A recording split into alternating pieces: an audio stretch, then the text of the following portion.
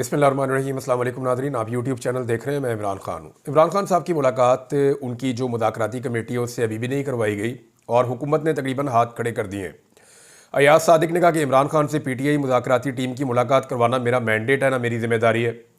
हालांकि जो इनकी आपस में मुज़ाकराती कमेटी की मुलाकात हुई थी वहाँ पे बाकायदा लिखा गया था कि इमरान खान साहब से जाकर मिलेगी पाकिस्तान तहरीक इंसाफ की मुज़ाकराती कमेटी, उनसे मुशावरत करेगी और उनकी हदायत की रोशनी में फिर आगे का लायामल बनेगा और दोबारा मुलाकात होगी। लेकिन अब बार बार वज़रा कहते भी रहे हैं, जो हुकूमती मुज़ाकराती कमेटी है वो कहती रही है कि मुलाकात होनी चाहिए, लेकिन मुलाकात करवाई नहीं जा रही।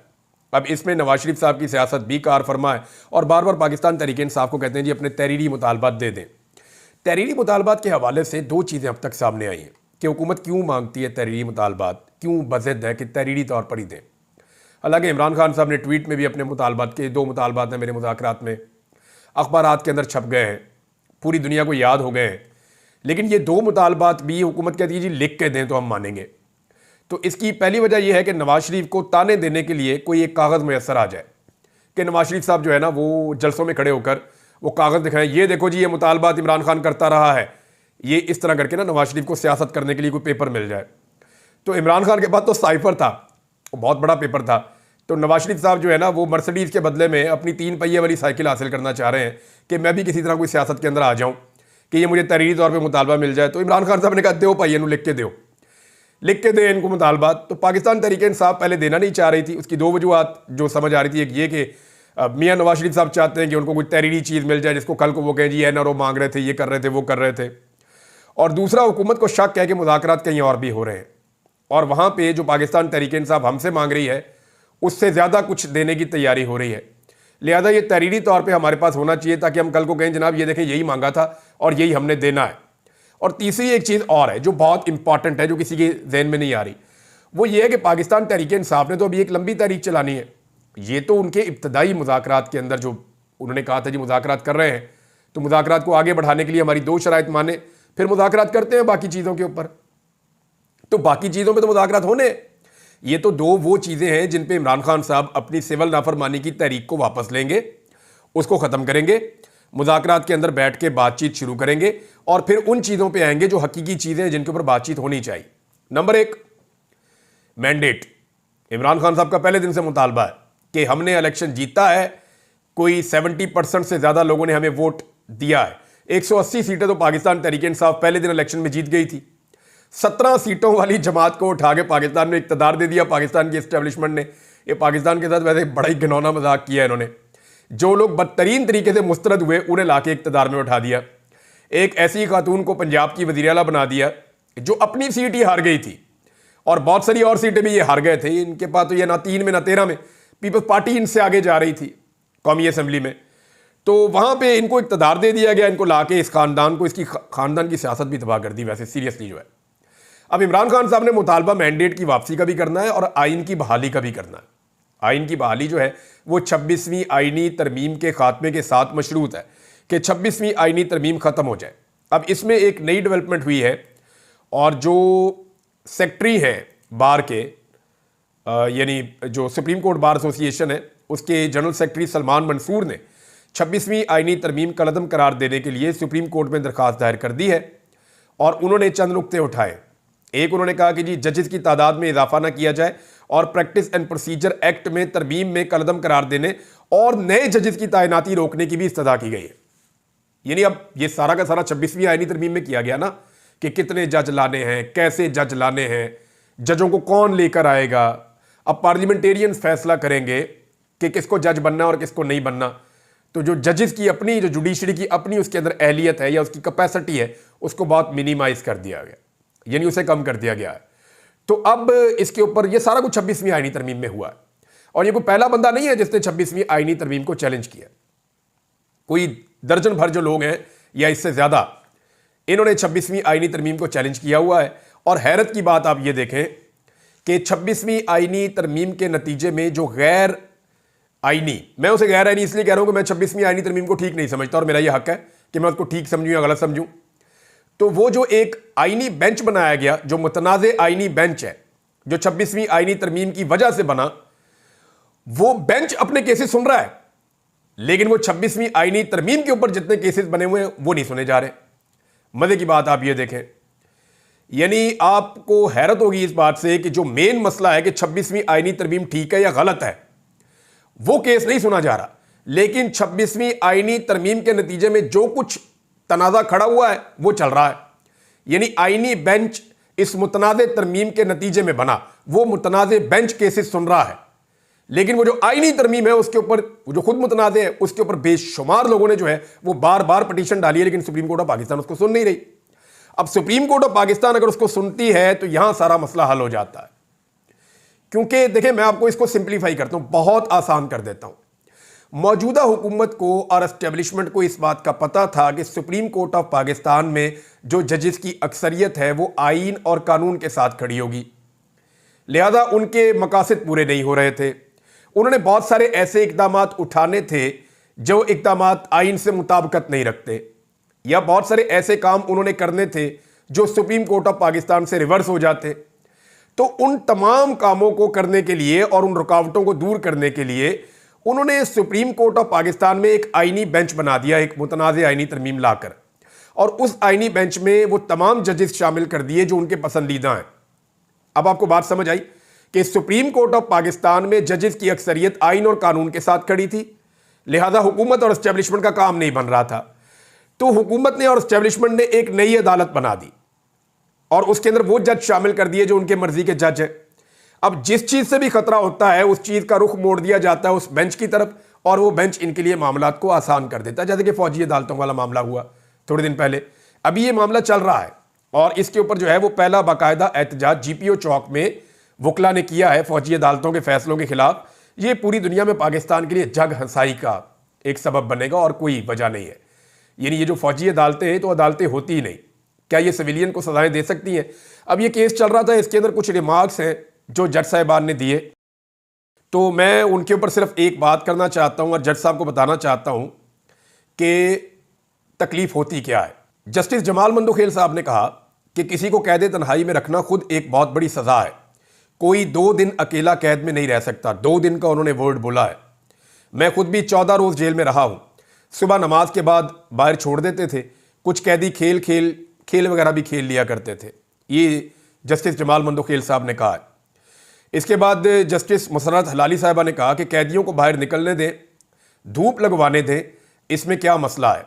अब ये दोनों जजों को मैं एक बात बताता हूं, आप दोनों सुप्रीम कोर्ट ऑफ पाकिस्तान के जज हैं।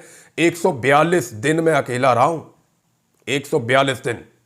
वो तकलीफ मैं आपको बता नहीं सकता। और मैं अकेला नहीं हूं, और बहुत सारे लोग वहां पे चिल्ला रहे होते थे, उन्हें मार पड़ रही होती थी।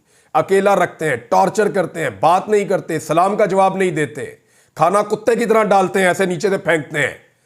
इस तरह होता है वहां पे कैद तन्हाई के अंदर। इंसान की सेल्फ रिस्पेक्ट ही खत्म कर देते हैं, बंदे को ज़हनी मरीज बना देते हैं। इतने जालिम है ये एजेंसियों वाले जो पाकिस्तान में बंदों के साथ होता है। और क्या जुर्म क्या था? सिर्फ ये कि इख्तलाफ राय, और तो कुछ नहीं था। मैंने 10 दफा उन्हें कहा यार मुझे धूप में निकाल दो 2 मिनट के लिए, मुझे कोई पौधा दिखा दो, मैं कोई ग्रीनरी देखना चाहता हूं, वो बाहर निकालो 5 मिनट के लिए, वो भी नहीं कर रहे थे। तो आप दोनों को मैं ये बता दूं कि आज आप सुप्रीम कोर्ट ऑफ पाकिस्तान में जिन हुकूक की बात कर रहे हैं वो पाकिस्तान में मिलते ही नहीं है।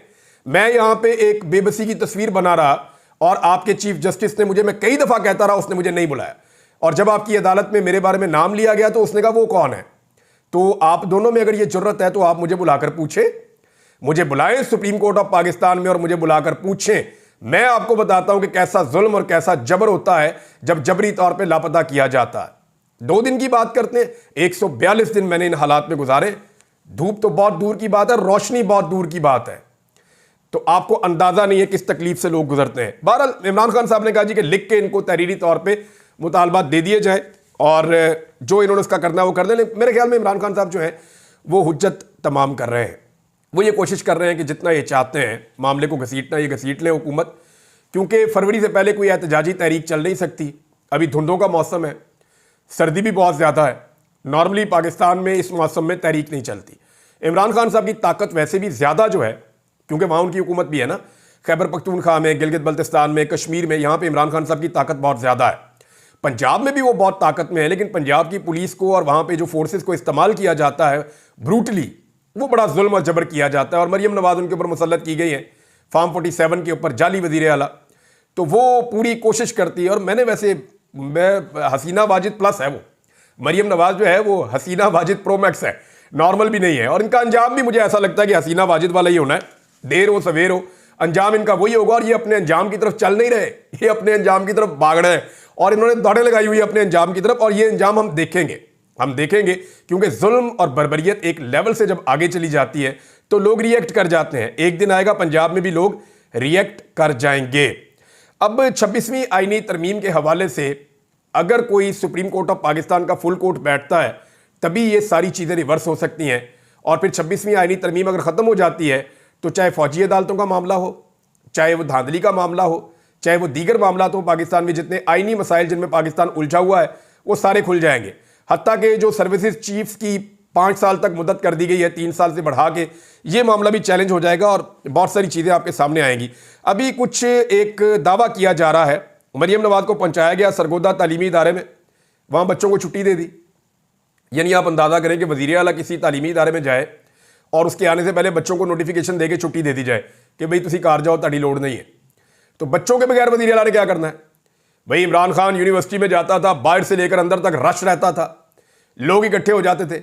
ये सियासी लोग तो जब जाते हैं तो वो चाहते हैं अटेंडेंस पूरी होनी चाहिए, इधर छुट्टी दे रहे हैं कि जनाब चले जाओ। मकामी सहाफ़ियों को भी इजाज़त नहीं है कि आप आके कवर नहीं कर सकते, अपना मीडिया भी नाल लेके जाना है। और वहां पे मरियम नवाज और तलबा के बीच में जो फासला रखा गया, मैं वो फासला, उसके बीच में क्रिकेट खेल सकते हैं लोग। यानी जितना बीच में रकबा खाली छोड़ा हुआ था उसमें अच्छी खासी वन टिप क्रिकेट हो सकती है, बड़ा मजा आ सकता है वहां पे। तो दूर क्यों बिठाया तलबा को? क्या कोई खतरा है तलबा से, या नारों की आवाजें पहुंच जाती हैं? और वहां पे सिक्योरिटी भी बहुत भारी थी और फिर चुने हुए बच्चे बिठाए हुए थे और उन बच्चों ने भी कोई इस्तकबाल नहीं किया, वहां पे ऊ की आवाजें भी बीच में आ रही थी।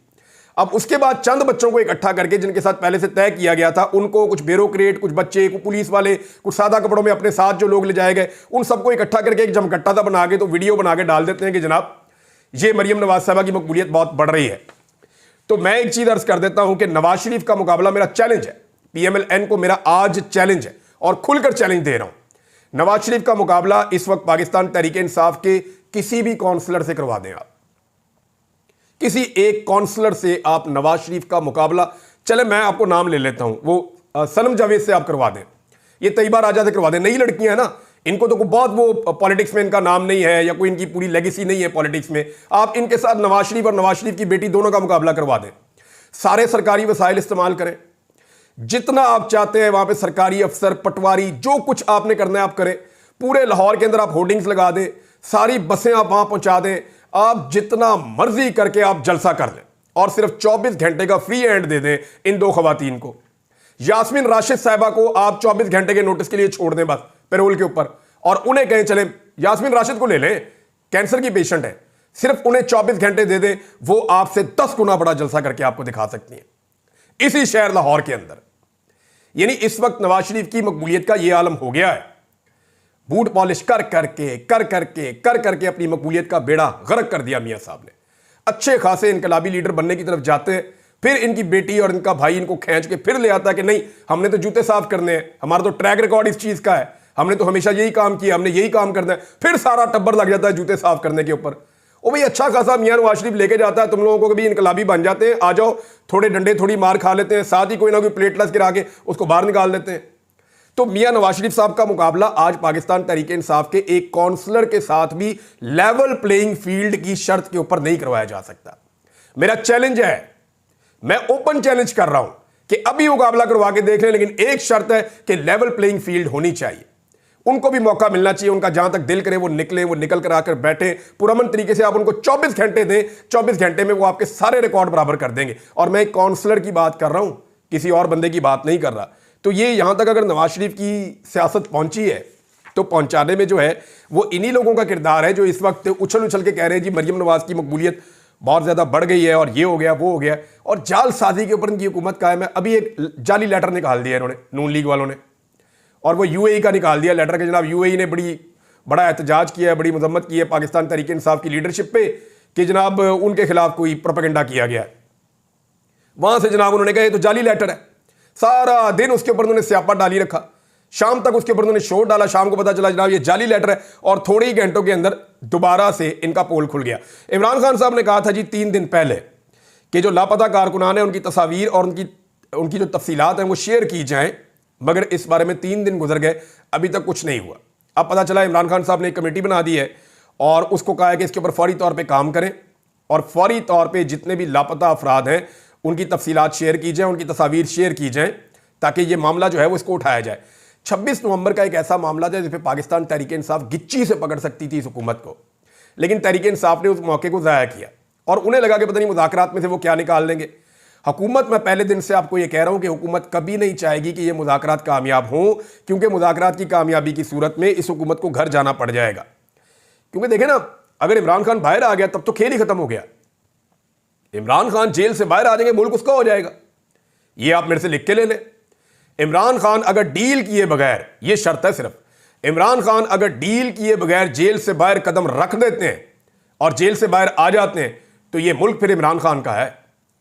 वो इस तरह के आप देखेंगे, आपको नजर आ जाएगा, पूरा मुल्क निकल आएगा, सब लोग इमरान खान के साथ खड़े हो जाएंगे, तो सियासत तो उसकी मुट्ठी में आ जाएगी। इनके पल्ले क्या रहेगा? इनके पल्ले कुछ नहीं रहेगा, ये तफैलिये बन जाएंगे। ये सिर्फ इमरान खान का नाम लेकर अपनी सियासत किया करेंगे और इनके अपने पल्ले कख नहीं बचेगा। आज आप कद का फर्क देख लेना, नवाज शरीफ 3 दफा का वजीर आजम, इमरान खान के गोटों तक नहीं पहुंच सकता। आसिफ अली जरदारी दूसरी दफा पाकिस्तान का सदर है, इमरान खान के गिट्टों तक नहीं पहुंच सकता। इनकी औलादें आप ये देख ले, कोई शख्स भी इमरान खान का मुकाबला नहीं कर पा रहा सियासत के मैदान में। वजह सिर्फ एक है कि इमरान खान ने एस्टेब्लिशमेंट के सामने सरेंडर नहीं किया और इन सारों ने ना सिर्फ एस्टेब्लिशमेंट के सामने सरेंडर किया बल्कि इन सारों ने एस्टेब्लिशमेंट के बूट पॉलिश किए। हाँ, इनकी सियासत में वापसी एक ही तरीके से हो सकती है कि ये बुरश को और पॉलिश को एक साइड पर रखें और बूटों को धुतकार दें और ये कहें जी हम मैदान में आके सियासत करेंगे। हो सकता है 2 साल, 4 साल, 3 साल, 5 साल। इमरान खान भी इंसान है, उनसे भी गलतियां होंगी, वो सियासत के अंदर आएंगे। अगर उनकी हुकूमत बन जाती है या उनकी पार्टी की हुकूमत बन जाती है तो ज़रूरी तो नहीं है कि वो बिल्कुल दूध के धुले होंगे या दूध और शहद की नहरें बह जाएंगी। हो सकता है वो गलतियां करें और आपको मौका मिल जाए और आप वापस ऊपर आ जाएं, लेकिन जब तक आप एस्टेब्लिशमेंट की गोद में बैठे रहेंगे आपको मकबूलियत नहीं मिलेगी। और ये जो लोग इस वक्त बड़े बड़े ओहदेदारों की दोस्ती यारी के चक्कर में मौजे ले रहे हैं ना, इनके साथ भी पाकिस्तान में कुछ अच्छा नहीं होगा। मैं आपको एक स्टेटमेंट पढ़ के सुनाता हूँ। शाहिद मेतला साहब हैं, हमारे बड़े सीनियर जर्नलिस्ट हैं और जनरल बाजवा के हवाले से इनके बड़े अहम आर्टिकल्स भी आए थे। तो शाहिद मेतला साहब लिखते हैं, मोहसिन नकवी की ससुराली अजीज़ को पाकिस्तान क्रिकेट बोर्ड में हेड ऑफ वुमेन्स क्रिकेट तैनात कर दिया गया। इस मुल्क का निज़ाम मुलाहिजा करें, अशराफिया कैसे मुल्क के वसाइल को नोच रही है। समाज की गिरावट को देखें कि कैसे अफराद पैदा कर रहा है। मोहसिन नकवी सियासतदान नहीं था, सहाफ़ी और चैनल के मालिक थे, लेकिन उन्होंने बतौर वज़ीर आला सियासतदानों से 100 गुना ज़्यादा अकरबा परवरी का सबूत दिया। अपने दर्जन भर ज़ाती दोस्तों को सूबाई काबीना में वज़ीर और मुशीर बना लिया, जिनको हमसाए भी नहीं जानते थे, और ब्यूरोक्रेसी में अपने अजीज़ व अकारब को अहम ओहदों से नवाजा। और बेशरम टोला लोगों के पीछे लट लेकर पड़ा है कि सोशल मीडिया पर अपनी मफलूकुल हाली और महरूमिया को रोना क्यों रोते हैं। देखिए, ये सोशल मीडिया के पीछे तो सारे पड़े हैं ना। इस वक्त आप PMLN देखें या पीपल्स पार्टी देखें या पाकिस्तान की एस्टेब्लिशमेंट को देखें या आप मौलाना फजल रहमान साहब की पार्टी को देखें, तमाम पॉलिटिकल पार्टीज़ को इमरान खान साहब की 2 चीज़ों से सख्त इख्तलाफ है। एक, इमरान खान साहब का सोशल मीडिया, क्योंकि ये सोशल मीडिया वो सवालात उठाता है जो 70 साल से किसी ने उठाए नहीं। और दूसरा जो एतराज़ है वो ओवरसीज़ पाकिस्तानियों में इमरान खान साहब की मकबूलियत, क्योंकि ओवरसीज़ पाकिस्तानी बाहर से जो दबाव डालते हैं उसको पाकिस्तान की एस्टेब्लिशमेंट उठाने की सकत नहीं रखती। तो इन 2 चीज़ों के ऊपर बहुत ज़्यादा तनकीद होती है। सोशल मीडिया को पाकिस्तान तहरीक इंसाफ के अंदर से भी कुछ ऐसे लोग टारगेट करते हैं जिनकी निशानदेही सोशल मीडिया करता है। मिसाल के तौर पे पाकिस्तान तहरीक इंसाफ का सोशल मीडिया आजकल बहुत ज़ोर से आवाज़ उठा रहा है उन लोगों के खिलाफ जो इमरान खान साहब के ट्वीट को रीट्वीट नहीं करते, इमरान खान साहब के बयानिए का बोझ नहीं उठा सकते। वैसे कहने को वो इमरान खान साहब के वफादार हैं, इमरान खान साहब के नज़रिए पर खड़े हैं, लेकिन इमरान खान साहब जो ट्वीट लिखवाते हैं, जो ट्विटर उनका ट्वीट करता है या वो जो एक्स के ऊपर अपना एक पोस्ट डालते हैं उसको रीपोस्ट करने की भी जरूरत नहीं करते। और ये थोड़े नहीं हैं, ये वो तमाम लोग हैं जो MNAs बन गए, ये वो तमाम लोग हैं जो MPAs और मिनिस्टर्स बन गए, ये वो तमाम लोग हैं जो सेनेटर्स बन गए। इनमें इक्का दुक्का है जो इमरान खान साहब की, जितना भी इमरान खान साहब का एक बयानिया है जो उसका बोझ उठा सकते हैं, ज़्यादातर लोग ये बोझ भी नहीं उठा पा रहे। नाज़रीन, राना सनाउल्लाह साहब ने, सूबाई सदर भी हैं PMLN के, उन्होंने एक प्रेस कॉन्फ्रेंस की है जिसमें उन्होंने अलीमा खान और पाकिस्तान तहरीक इंसाफ के कारकुन हैं उनके बीच में जो एक कन्वर्सेशन है उसके स्क्रीन शॉट जो है वो शेयर किए गए। PTI के अंदर लड़ाई पड़ी हुई है। देखें, जब लेवल ये आ जाए कि एक पार्टी का सूबाई सदर एक दूसरी पॉलिटिकल पार्टी के लीडर की बहन के ट्वीट के स्क्रीनशॉट शेयर करके अपने आप को पॉलिटिकली रेलिवेंट करने की कोशिश कर रहा हो या दूसरी पार्टी के अंदर दरार डालने की कोशिश कर रहा हो, तो इसका मतलब ये है कि तुसी हाथ खड़े करके हार मान लो। यानी राणा सनाउल्लाह साहब से मुझे ये उम्मीद नहीं थी। वो बड़े लॉजिकल इश्यूज़ के ऊपर बात करते हैं हमेशा से। राणा सनाउल्लाह साहब जो हैं वो इस लेवल पे आ गए हैं, तो इसका मतलब ये है कि PMLN का बहुत बुरा वक्त चल रहा है भाई, बहुत बुरा वक्त। अब तक के लिए इतने, अपना ख्याल रखिएगा, अपने इस चैनल का भी। अल्लाह हाफिज़।